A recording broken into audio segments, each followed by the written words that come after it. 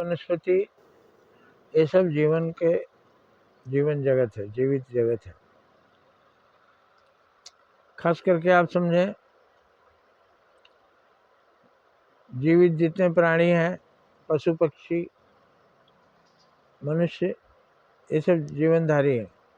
वनस्पतियां एक जगह रहती हैं लेकिन वो भी जीवनधारी हैं। जीव जंतु क्या है, वनस्पति खाते हैं। जीव दूसरे जीव को नहीं मानते हैं, और जो मांसाहारी जीव हैं जिनको भगवान ने बनाया है, शेर, भेड़िए, चीता, बाघ, ये सब मांसाहारी, सर्प, चूहे, छिपकली, ये सब जीवों को खाते हैं। तो इनको भगवान ने इसीलिए बनाया है। इसलिए हो सकता है छिपकली वो कीट पतंगों को खाती है, तो कीट पतंगे पैदा हो गए तो घर में बीमारी पैदा करेंगे। भगवान ने एक छिपकली बना दी, वो दिन भर खाती रहेगी, चलो उसका वो काम हो गया। घर में चूहे बहुत बढ़ गए, बिल्ली पाल लिया, बिल्ली चूहों को खाती रहेगी। चूहे नहीं पढ़ पाएंगे, चूहे भाग जाएंगे बिल्ली के डर से। ये सब क्रम बना है। तो इसी तरह से जीव जंतु, गाय भैंस, ये सब क्या खाते हैं, वनस्पतियों को खाते हैं, जीवित रहते हैं। फिर इनको कहीं पा गया अगर शेर तो वो खा लेगा। मगर आदमी दोनों को बचाता है। आदमी ना जीवों को खाता है, ना आदमी वनस्पति को खाता है।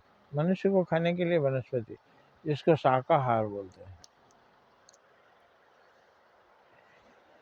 इस तरह दोनों एक दूसरे की आवश्यकताएं पूरी करते हैं। मनुष्य खेती करता है, खेती में वनस्पतियां उगती हैं, वो अनाज देती है, आदमी खाता है। आदमी वनस्पतियों को पालता है, वनस्पतियां आदमी को पालते हैं। हम सांस लेते हैं, कार्बन डाइऑक्साइड छोड़ते हैं।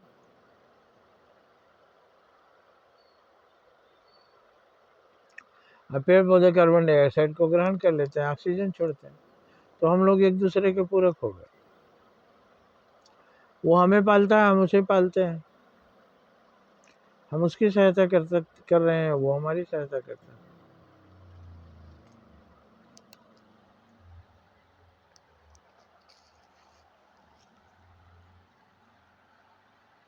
इसी तरह से संसार एक दूसरे पर आश्रित है।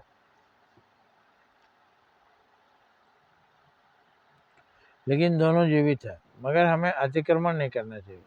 जो ईश्वर की बनाई हुई पद्धति है उसी का हमको पालन करना चाहिए। ईश्वर ने बनाया है, शेर खा सकता है दूसरे जानवरों को, वो भी बचने के लिए समूह बनाकर रहते हैं, शेर पर आक्रमण कर देते हैं।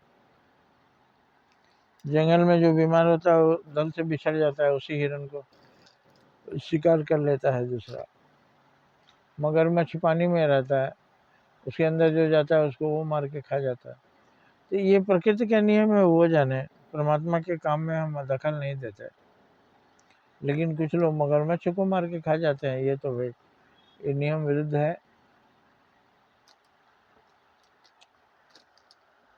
मनुष्य को जीवों की रक्षा करने का दायित्व दिया गया है। तो जीवों की हत्या करने का दायित्व हमारे ऊपर नहीं है।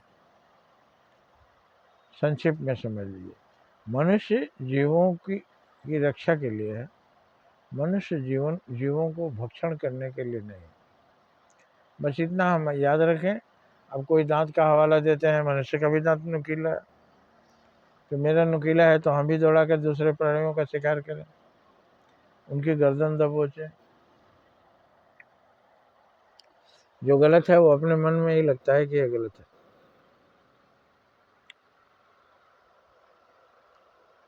सब एक दूसरे पर आश्रित हैं और भगवान के बनाए हुए संतुलन पर हमें जीना है। जय हिंद, जय भारत।